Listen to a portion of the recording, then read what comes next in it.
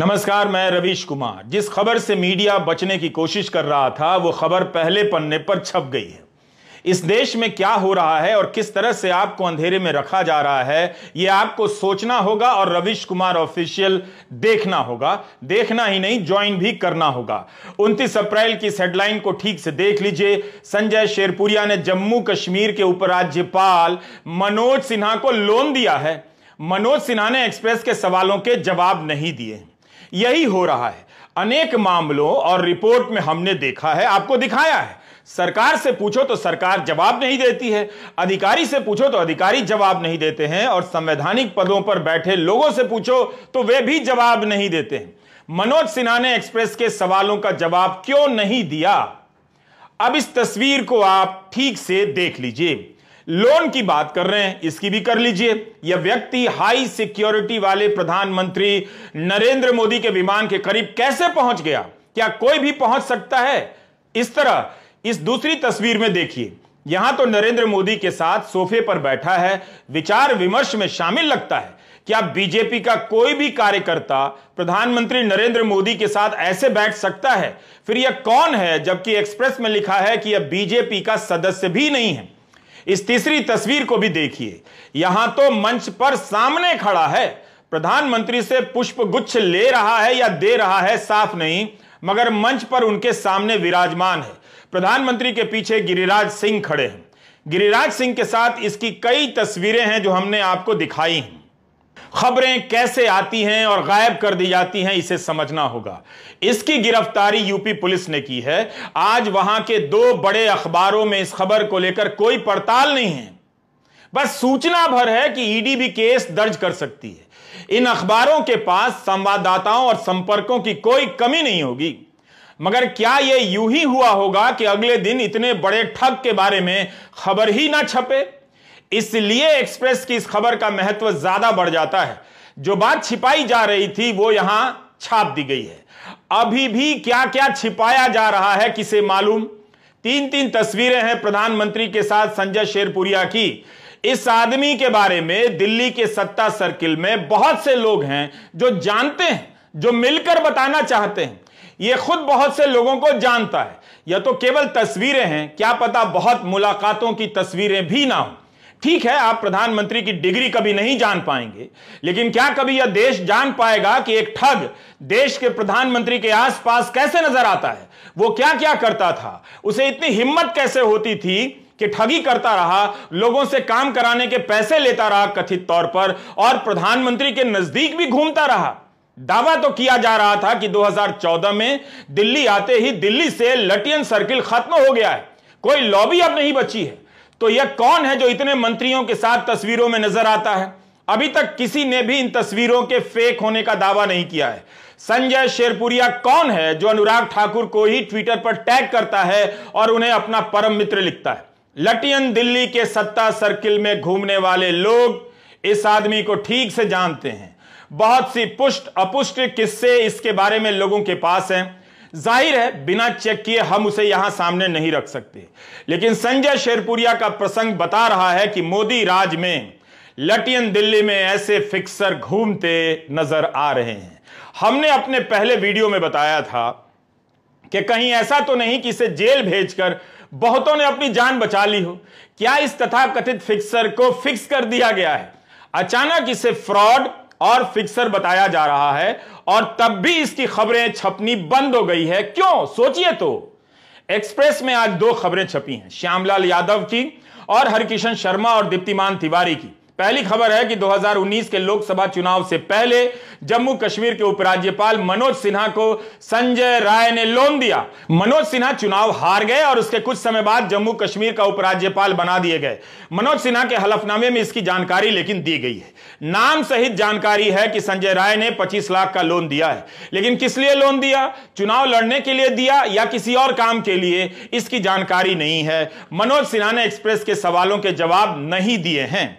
ADR की report बताती है कि इलेक्टोरल फंड का सिस्टम आने के बाद बीजेपी को देश में सबसे ज्यादा कई हजार करोड़ रुपए का चंदा मिला है। जिस पार्टी के पास हजारों करोड़ रुपए का चंदा ही हो, उस पार्टी के एक उम्मीदवार को एक ठग से 25 लाख लोन क्यों लेना पड़ा? और ठग ने क्या बिना किसी उम्मीद के लोन दे दिया होगा? मनोज सिन्हा अगर इसी पर प्रेस कॉन्फ्रेंस कर देंगे तो यह खबर अपने आप चर्चा में आ सकती है, मगर एक ही तरीका है, चुप हो जाइए, बोलिए मत। गोदी मीडिया में दूसरी घटना बड़ी कर दी जाएगी तो अपने आप यह खबर दब जाएगी। इंडियन एक्सप्रेस की दूसरी खबर है कि संजय राय के कथित फाउंडेशन में केवल डालमिया परिवार और अन्य ने ही डोनेशन नहीं दिया है। पिछले साल मत्स्य पशुपालन डेयरी मंत्रालय ने इसे 2 करोड़ की सब्सिडी दी है। नेशनल डेयरी डेवलपमेंट बोर्ड के जरिए इस फाउंडेशन को 2 करोड़ दिया गया क्योंकि यह राष्ट्रीय गोकुल मिशन के लिए ब्रीड मल्टीप्लिकेशन फार्म, नस्ल वृद्धि फार्म बनाना चाहता था। इसकी लागत 5 करोड़ से ऊपर बताई गई है। इसके लिए 2 करोड़ की सहायता राशि सरकार की तरफ से दी गई है। इस रिपोर्ट में भी है कि ब्रीड मल्टीप्लिकेशन के कमिश्नर भूषण त्यागी से सवाल पूछा गया तो उन्होंने जवाब नहीं दिया, लेकिन जब नेशनल डेयरी डेवलपमेंट बोर्ड से पूछा गया तो सूत्रों के हवाले से जवाब आता है कि बोर्ड ने इसके फार्म के प्रोजेक्ट का वेरिफिकेशन नहीं किया है। सूत्रों ने बताया कि मंत्रालय ने मंजूरी दी, उसके बाद बोर्ड से संपर्क किया गया। संजय शेरपुरिया गाजीपुर का है, मनोज सिन्हा गाजीपुर के हैं। संजय का कारोबारी जीवन गुजरात से शुरू होता है। मत्स्य पशुपालन डेयरी विभाग के मंत्री पुरुषोत्तम रूपाला है जो गुजरात के हैं। यह आदमी डेयरी बोर्ड से कैसे 2 करोड़ रुपए की मंजूरी ले लेता है? उद्योगपति इसके फाउंडेशन को किस लिए चंदा देंगे? इस फोटो को देखिए, यह आदमी तो यहां स्पेशल गेस्ट बनकर भाषण दे रहा है। अपने इंस्टाग्राम पेज पर लिखा है कि राष्ट्रीय डेयरी अनुसंधान संस्थान करनाल के शताब्दी समारोह के अंतर्गत राष्ट्रीय डेयरी मेला में बतौर विशिष्ट अतिथि शामिल हुआ और पशुपालन के विविध आयामों जैसे क्लोन के माध्यमों से ब्रीडिंग में सुधार के द्वारा भारत की ग्रामीण अर्थव्यवस्था में श्वेत क्रांति में सहायक संबंधित अपना वक्तव्य दिया, जिसमें मुख्य अतिथि श्री मीनेश शाह जी, प्रबंधक एनडीडीबी गुजरात की उपस्थिति रही। मैं इस सफल आयोजन के लिए डॉक्टर धीर सिंह जी, निदेशक एनडीआर करनाल को धन्यवाद प्रेषित करता हूं। इंडियन एक्सप्रेस में लिखा है कि एनडीडीबी के सूत्रों ने कहा है कि उसके प्रोजेक्ट का वेरिफिकेशन नहीं किया, मंत्रालय से ही मंजूरी मिली, तो ऐसे काम हो रहा है, फिर बोर्ड का क्या काम? यही नहीं, एक्सप्रेस ने अपनी रिपोर्ट में यह भी दिखाया है कि पशुपालन विभाग ने इनके प्रोजेक्ट की समीक्षा की है और मंजूरी दी है, लेकिन यह बंदा तो इंस्टा पर फोटो डाल रहा है कि विशिष्ट अतिथि बनकर गया है, जहां गुजरात के एनडीडीबी के प्रबंधक मीनेश शाह भी मौजूद थे। मामला सीरियस है बॉस। कहीं ऐसा तो नहीं कि इस कहानी से दिल्ली दरबार में हलचल पैदा की जा रही है? हो गई हो, हमारे पास इसके साक्ष्य नहीं है, मगर इस स्टोरी को ठीक से कवर करने वाले YouTube चैनल 4 PM के संजय शर्मा ने अपने ट्वीट में इसी तरफ इशारा किया है। संजय शेरपुरिया की स्टोरी बहुत बड़ी खबर है जो सामने आया है, उससे लगता है कि बहुत कुछ सामने नहीं आया है। इससे तो यह भी साबित हो जाता है कि यह संजय शेरपुरिया बीजेपी के सिस्टम के करीब का आदमी लगता है। भाजपा के अध्यक्ष जेपी नड्डा के साथ इसकी तस्वीर है, राष्ट्रीय सचिव सुनील देवधर के साथ इसकी तस्वीर है, भाजपा के करीमगंज से सांसद कृपानाथ मल्ला के साथ भी तस्वीर पोस्ट हुई है, विश्व हिंदू परिषद के अंतर्राष्ट्रीय कार्यकारी अध्यक्ष आलोक कुमार के साथ इसकी तस्वीर है, आरएसएस के चीफ मोहन भागवत के साथ इसकी तस्वीर है। हमने आपको पहली रिपोर्ट में बताया था कि यह अपना पता 1 beside race course Safdarjung road लिखता है। अपनी वेबसाइट पर अपना लोकेशन 1 रेस कोर्स नई दिल्ली 1113 लिखता है, जो प्रधानमंत्री के आवास के करीब है, और अपने वाईफाई का नाम पीएम आवास रखता है। संजय शेरपुरिया साधारण आदमी नहीं है, अचानक इसे ठग बताया जा रहा है, लेकिन लंबे समय तक बीजेपी के बड़े नेताओं के करीब रहा है। मोहन भागवत के साथ इसकी तस्वीर है, तो यह आदमी आसमान से नहीं टपका है, यह दूसरे ठग का हाल है। गुजरात का किरण पटेल तो पीएमओ का अधिकारी बताकर कश्मीर का दौरा कर रहा था। अब आप आगे का किस्सा ध्यान से सुनिए। यही वो किरण पटेल है जो गुजरात का है, पीएमओ का अधिकारी बनकर घूम रहा था, बैठकें ले रहा था। संजय शेरपुरिया का संबंध भी उसी गुजरात से है और जम्मू कश्मीर के उपराज्यपाल मनोज सिन्हा से है। उन्हें लोन देता है। क्या यह सब कोई सर्किल का हिस्सा नहीं लगता, या केवल संयोग है कि तीनों नाम संयोगवश मिल जा रहे हैं?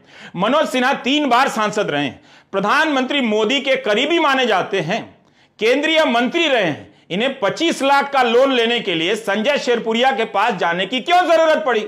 जिस पार्टी के पास हजारों करोड़ रुपए के फंड हैं, उस पार्टी से क्यों नहीं लोन ले लिया? आज के गुजरात समाचार में किरण पटेल और संजय शेरपुरिया के बारे में खबर छपी है। पहले पन्ने पर बैनर हेडलाइन है कि राजनीतिक प्रभावों का इस्तेमाल कर महाठग ने करोड़ों रुपए कमाए। ये किसी को गए भी तो होंगे, ये सवाल भी तो पूछिए। 29 अप्रैल को गुजरात समाचार ने लिखा है कि 2012 में वाइब्रेंट गुजरात सम्मेलन में संजय राय को रतन टाटा ने पुरस्कार दिया था। गुजराती से हिंदी करने में हमसे चूक हो सकती है, मगर अखबार लिखता है कि मोहन भागवत, बीजेपी अध्यक्ष नड्डा आदि के साथ संपर्कों का इस्तेमाल कर संजय राय ने नेटवर्क खड़ा किया। गुजरात समाचार ने लिखा है कि अहमदाबाद में इसरो के कार्यक्रम में प्रधानमंत्री मोदी गए थे, उसमें यह मौजूद था। मन की बात सुनते हुए पुरुषोत्तम रूपाला के साथ इसका फोटो है। जब संजय राय के पिता का निधन हुआ तब बीजेपी के कई नेता उसके घर गए थे श्रद्धांजलि देने। यह सब गुजरात समाचार में छपा है। किरण पटेल के साथ संजय राय का गुजरात कनेक्शन गुजरात समाचार ने जितनी रिपोर्टिंग की है उतनी करने की एक भी हिंदी के अखबार ने हिम्मत नहीं दिखाई है। अब तो समझिए कि आपके साथ किस तरह का धोखा हो रहा है। मीडिया रिपोर्ट है कि एफआईआर में लिखा है कि इसके पास दिल्ली के कुलीन जिमखाना क्लब की सदस्यता है, जिसे हासिल करना सबके लिए आसान नहीं होता, आईएएस को भी नहीं मिलता। इसके पास दिल्ली पुलिस के डीसीपी का मुहर लगा हुआ कार पास है। यह कोई चूना लगाने वाला चलता फिरता फ्रॉड नहीं है, बल्कि बड़ा गेम है। स्टेट बैंक ऑफ इंडिया ने एक नोटिस जारी किया और इस नोटिस में संजय शेरपुरिया और उनकी पत्नी कंचन को विलफुल डिफॉल्टर बताया है। 22 जुलाई 2014 को इसकी company Kandla energy and chemicals limited NPA हो गई, दिवालिया। इसने स्टेट बैंक ऑफ इंडिया का 349 करोड़ का लोन डुबा दिया। बताइए, इसने जनता को भी चूना लगाया है। स्टेट बैंक ऑफ इंडिया का जो पैसा है वो किसका है? आपका है। टाइम्स ऑफ इंडिया ने लिखा है कि 2017 में इसकी company Kandla energy and chemical को ब्लैक लिस्ट कर दिया गया मनी लॉन्ड्रिंग और टैक्स चोरी के मामले में। इसी कंपनी को वाइब्रेंट गुजरात समिट में पुरस्कार दिया गया था। लिखा है कि ब्लैक लिस्ट करने के बाद आरोपी गुजरात से भाग गया और गाजीपुर में रहने लगा। क्या कमाल है भागा हुआ आदमी का, इसका पता भी लिखा है। लेकिन यह भाजपा के उम्मीदवार को गाजीपुर जाके 25 लाख का लोन भी दे आता है। 349 करोड़ का लोन गबन करने के बाद इसकी तस्वीरें प्रधानमंत्री के विमान के पास की हैं, प्रधानमंत्री के साथ मंच की हैं। YouTube channel 4 PM Sanjay Sharma का वीडियो देखिए। वो बता रहे हैं कि कैसे इसका घर वहां था जहां से थोड़ी दूर पर प्रधानमंत्री नरेंद्र मोदी का सरकारी आवास है। संजय ने और भी डिटेल बताए हैं जो आपको उनके YouTube चैनल पर जाकर देखना चाहिए। संजय का तर्क है कि यह शेरपुरिया दिल्ली दरबार का बड़ा आदमी था। यूपी पुलिस की इतनी हिम्मत नहीं हो सकती थी कि बिना मुख्यमंत्री को जानकारी के इसे गिरफ्तार कर ले। इस कदम से योगी आदित्यनाथ ने दिल्ली दरबार को चुनौती दे दी है। इसी संदर्भ में गैलेट समूह पर आयकर छापे को लेकर यूपी में चर्चा हो रही है। इस छापे को दिल्ली दरबार का पलटवार बताया जा रहा है। इस समूह से जुड़े व्यक्ति का संबंध गोरखपुर से बताया जाता है और मुख्यमंत्री से भी। यह केवल चर्चाओं में है, इन बातों की पुष्टि करना मेरे लिए संभव नहीं। मगर संजय शेरपुरिया की गिरफ्तारी और गैलेट समूह के यहां छापे की चर्चा इसी तरह से चल रही है। खैर, इन बातों की कभी पुष्टि नहीं होती है, मगर इस आदमी की तस्वीरें और कहानी बता रही हैं कि इस देश को काफी ज्यादा चूना लगाया गया है। शायद इसी वजह से पत्रकारिता की हत्या कर दी गई, ताकि ऐसी खबरों की पड़ताल बंद हो जाए और सवाल बंद हो जाएं। उल्टा इस तरह के फ्रॉड को अखबारों में विचारक बना दिया गया, जिसे जेल में होना चाहिए, जिसके सुखों की खबरें अखबारों में छपनी चाहिए, उल्टा उसी व्यक्ति को उन्हीं अखबारों में विचारक और लेखक बनाया गया है। बताइए, जो 349 करोड़ का लोन डिफॉल्टर हो वो भास्कर में हर रविवार धर्म और परंपरा और संस्कार की सीख दे रहा है। अब तो आप इस रिपोर्ट का लिंक अपने हाउसिंग सोसाइटी के व्हाट्सएप ग्रुप में शेयर कर दीजिए। बताइए तो कि देश को कि किस तरह से उसे धर्म के नाम पर चूना लगाया जा रहा है। किरण पटेल की कहानी गायब कर दी गई। यह दौर ही ऐसा है कि इस तरह से संदेह करना बहुत काल्पनिक नहीं लगता कि किरण पटेल तो पकड़ा गया मगर उसके पीछे के बड़े खिलाड़ी बच गए। वरना कोई ऐरा गहरा पीएमओ का बताकर कश्मीर जाकर बैठ के नहीं लेता। अब उसी मनोज सिन्हा से संबंधित संजय शेरपुरिया पकड़ा गया है। सवाल वही है कि क्या संजय शेरपुरिया का इस्तेमाल शतरंज की बिसात पर एक दूसरे को शह और मात के लिए किया जाएगा, या खिलाड़ियों के चेहरे सामने आएंगे, या धर्म के नाम पर मंदिर का फोटो दिखाकर पर्दे के पीछे यह सब खेल चलता रहेगा। ना खाऊंगा ना खाने दूंगा। भाई, यहां तो खा पीकर लोग धर्म का ज्ञान दे रहे हैं। रविवार को देश मन की बात के प्रशस्ति गान में डूब जाएगा। चैनलों पर केवल मन की बात चलेगा। आप मन की बात पर हमारा 28 अप्रैल का वीडियो जरूर देख लीजिएगा और यह भी अपने पड़ोसियों को दिखा दीजिएगा। नमस्कार, मैं रवीश कुमार।